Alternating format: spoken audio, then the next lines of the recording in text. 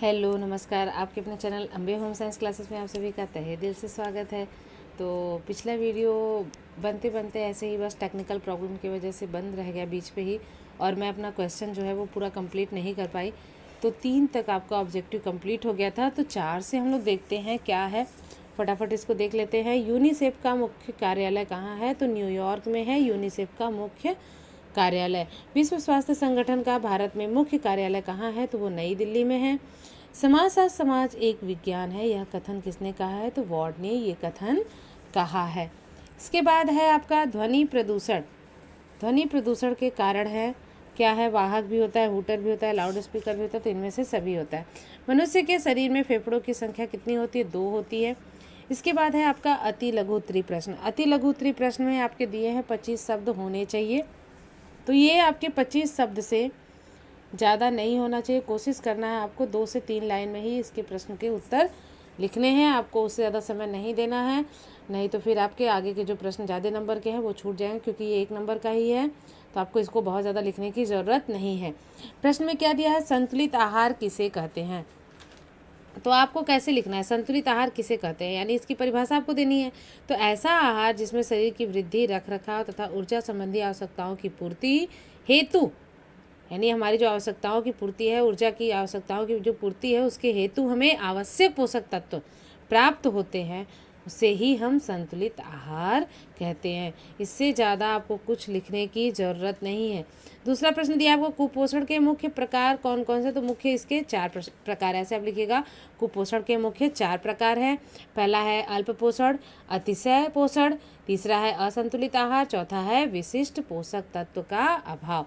फिर इसके बाद है हीमोग्लोबिन का क्या कार्य है? तो हीमोग्लोबिन जो है वो शरीर में क्या कार्य करता है?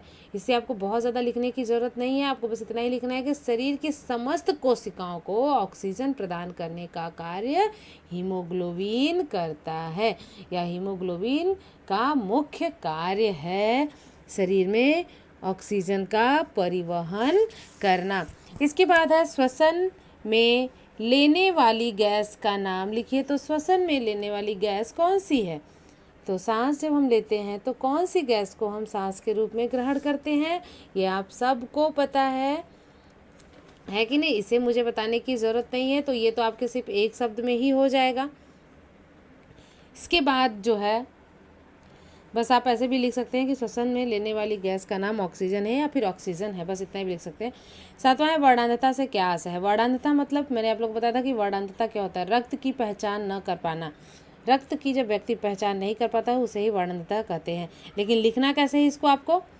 स्त्री या पुरुष द्वारा रंगों की यथार्थ पहचान न कर सकने के दोष को वर्णांधता कहते हैं। यह दोष प्रायः आनुवंशिक होता है। आनुवंशिक मतलब एक पीढ़ी से दूसरे पीढ़ी को स्थानांतरित हो जाता है। अगर पीढ़ी में किसी भी व्यक्ति को वर्णांधता होती है तो उसकी दूसरी पीढ़ी में या उस पीढ़ी में भी किसी को हो सकता है।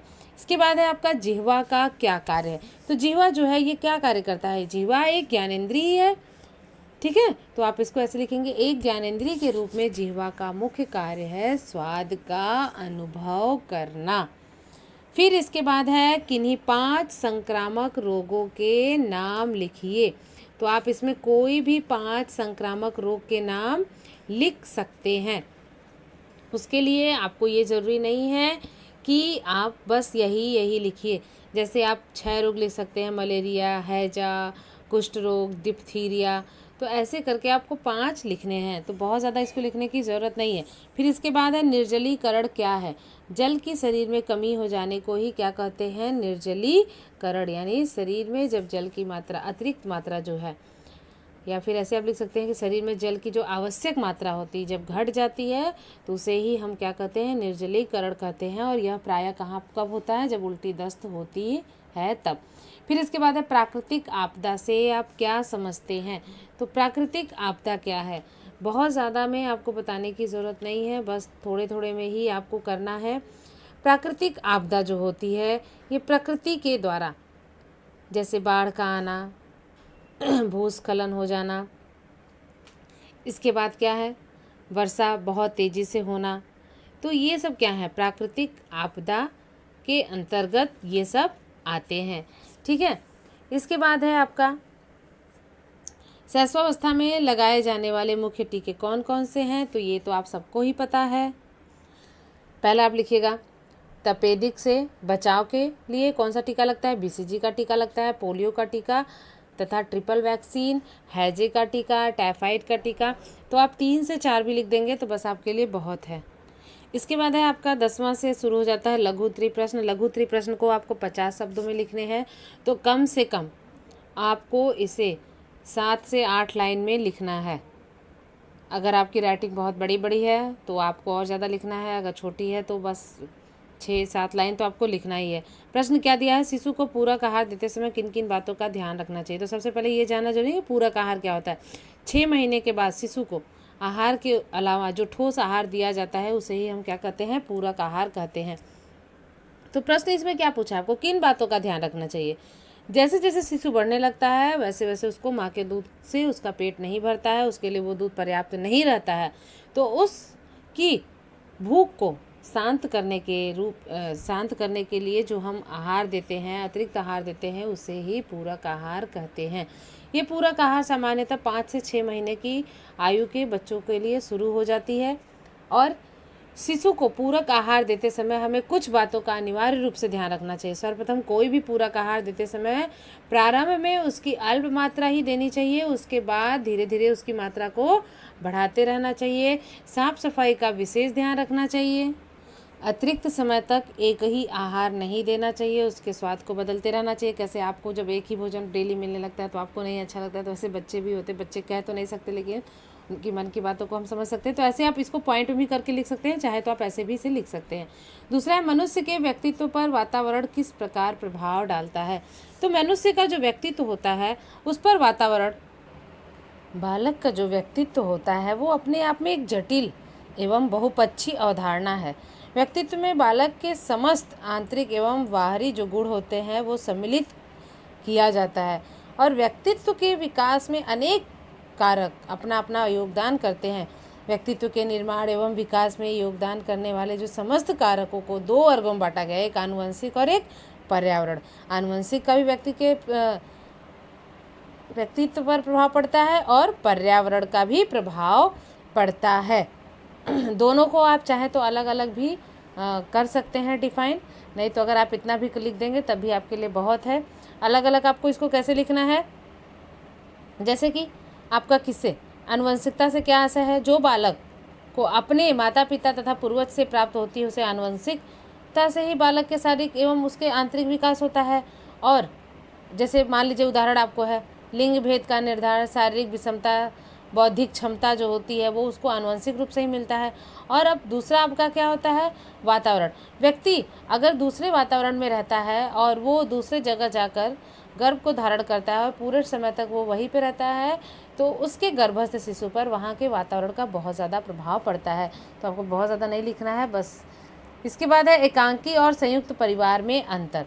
तो एकांकी और संयुक्त परिवार, पहले आप सब लोग जानती हैं कि एकांकी परिवार किसे कहते हैं और संयुक्त परिवार किसे कहते हैं। एकांकी परिवार जो होता है इसमें आपको 5 तो लिखने ही होंगे, 5 अंतर तो बताना ही होगा। जैसे पहला आप लिख दीजिएगा, एकांकी परिवार का आकार छोटा होता है, संयुक्त परिवार का आकार बड़ा होता है। एकांकी परिवार की अर्थव्यवस्था व्यक्तिपरक होती है और संयुक्त परिवार की जो अर्थव्यवस्था होती है वो सब सहकारी होती है, यानी सबके सहमति की होती है।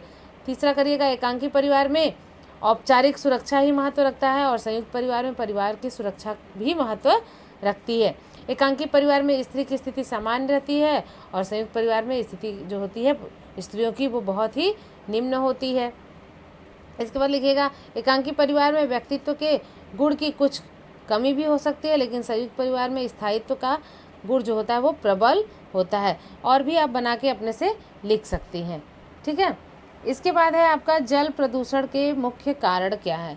अब जल किस किस कारण से प्रदूषित होता है वो आपको बताना है। तो कैसे इसे आप लिखेंगी, जल प्रदूषण के निम्नलिखित कारण हैं। नंबर 1, घरेलू अपमार्जकों का जल के स्रोतों में मिलाना, या दूसरा लिखेगा नगरीय वाहित मल का जल के स्रोतों में मिलाना। तीसरा लिखेगा जल स्रोतों में मृत शरीर एवं अवशेषों को मिलाना। चौथा लिखिएगा औपचारिक अपशिष्ट रासायनिक पदार्थ का जल स्रोतों में मिलाना। 5वां लिखिएगा बढ़ते हुए वायु प्रदूषण से जल प्रदूषण में वृद्धि। इसके बाद छठा लिखिएगा कृषि कार्यों में प्रयुक्त कीटनाशक एवं अपमार्जक जो दवाएं होती हैं उनका प्रयोग करना। तो इस तरह से आपको इसको लिखना है। इसके बाद है मानव शरीर में रक्त के कार्यों का वर्णन कीजिए। मैंने आप लोगों को बताया था शॉर्ट में, आप उसे थोड़ा और डिटेल में लिख दीजिएगा। फिर इसके बाद है टिप्पणी लिखिए भौतिक निसंक्रमण। एक बार आप सभी लोग प्रश्न देख लीजिए। फिर इसके बाद क्या है संक्रामक रोगों की रोकथाम के लिए क्या उपाय किया जा सकता है। तो उपाय ही सिर्फ आपको बताना है, बहुत ज़्यादा कुछ लिखने की जरूरत नहीं है। सूखे के दुष्परिणामों का उल्लेख कीजिए, इसे आपको बस 5 से 6 लाइन में ही लिखना है। संतुलित आहार में ध्यान रखने योग्य बातें ये आप लोग लिख लेंगी।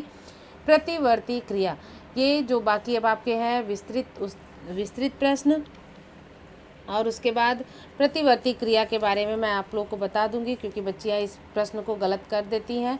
तो नेक्स्ट वीडियो में मैं आप लोगों को विस्तृत और जो आपके बाकी कुछ प्रश्न बचे हैं वो सारा मैं सॉल्व करवा दूंगी।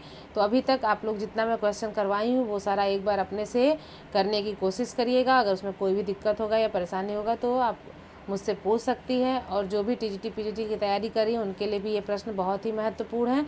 तो आप सभी लोग ध्यान से और मन से पढ़िए। अब मैं आप सभी से अलविदा कहना चाहती हूँ। जाने का तो मन नहीं होता है, लेकिन आप सबको भी अपने लिए समय निकालना है। आपने इतना समय मुझे दिया उसके लिए बहुत बहुत धन्यवाद।